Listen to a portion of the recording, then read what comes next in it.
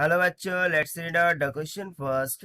For question, two statements are given, one labeled assertion and the other labeled reason. Select the correct answer to these questions from the codes A, B, C and D as given below. So यहाँ पर हमें दो statements given है, assertion and reason. हमें checkout करना है कि whether these statements are true or false और उसके अकॉर्डिंग जो गिवन ऑप्शंस है A B and C and D में से राइट ऑप्शंस को चूज करना है. तो चलिए हम सबसे पहले स्टेटमेंट को देख लेते हैं. तो स्टेटमेंट्स में फर्स्ट स्टेटमेंट क्या है, असर्शन. उसमें क्या बोल रहा है देखिए, electrical capacity of a conductor is numerically equals to the charge required to raise its potential by unity. Capacitance may be positive और निगेटिव. सो यहाँ पर क्या बोल रहा है कि जो इलेक्ट्रिकल कैपेसिटी होती है कंडक्टर के लिए, ठीक है, ये न्यूमेरिकली किसकी इक्वल है, जो भी चार्ज रिक्वायर्ड होगा उसके पोटेंशियल को बढ़ाने के लिए यूनिटी से है, ठीक है. And it is said that कि कैपेसिटेंस ये पॉजिटिव हो सकती है या फिर निगेटिव हो सकती है.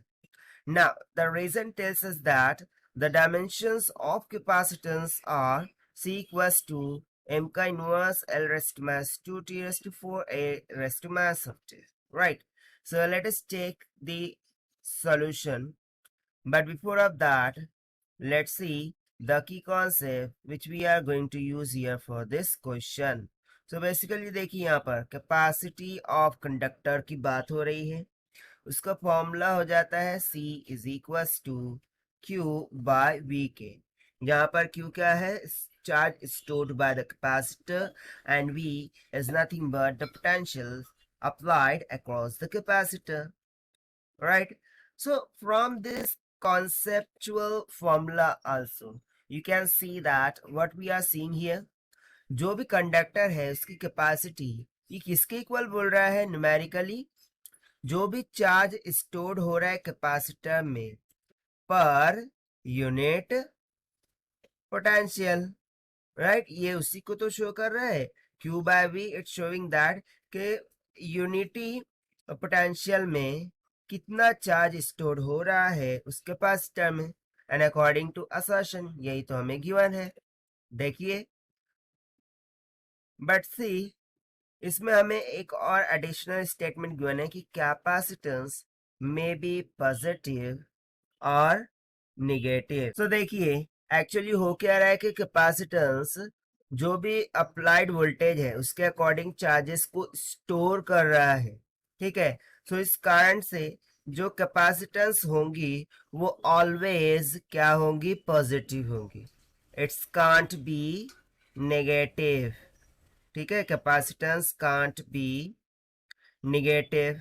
सो इसके अकॉर्डिंग देखिए just because of this statement हमारा असर्शन क्या हो जाएगा, फॉल्स हो जाएगा. ठीक है ना. रीजन में क्या बोल रहा था कि डायमेंशन ऑफ कैपेसिटेंस आर, ठीक है. सो रीजन को हम चलिए चेक कर लेते हैं. सो कैपेसिटेंस हमने क्या लिखा था, C is equal to Q bye V, ठीक है.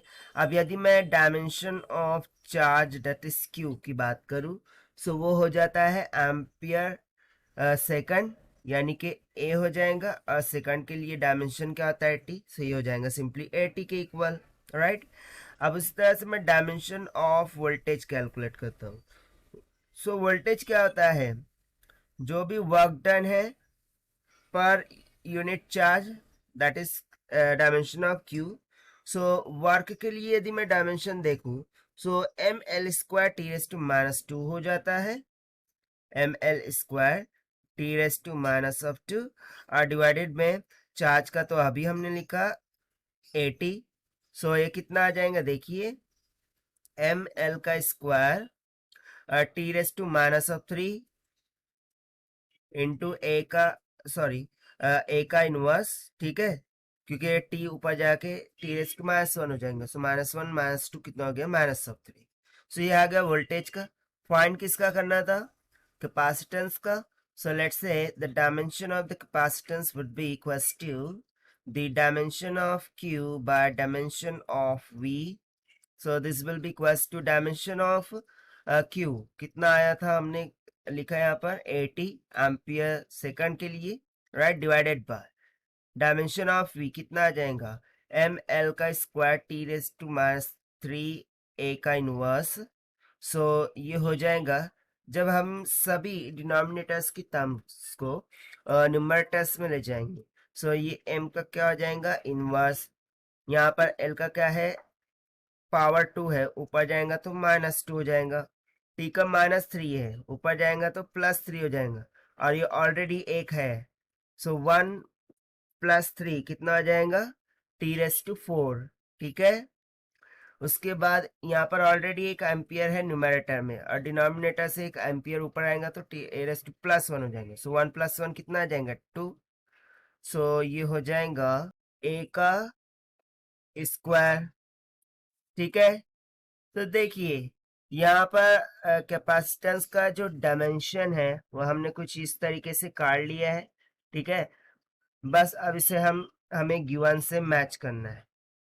सो गिवन में देखिए हमें क्या गिवन है, m का इनवर्स, l का -2, t का 4 और a का -2 बोल रहा है, जबकि हमारा क्या आया है, a का स्क्वायर आया है, a का पावर 2 आया है, यानी कि रीजन भी यहाँ से क्या हो गया, फॉल्स हो गया। So this will be the required solution.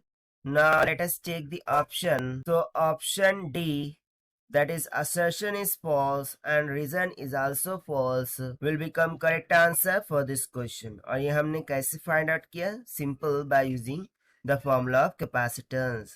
So this is the required solution। I hope you understood well। Best of luck। Thank you।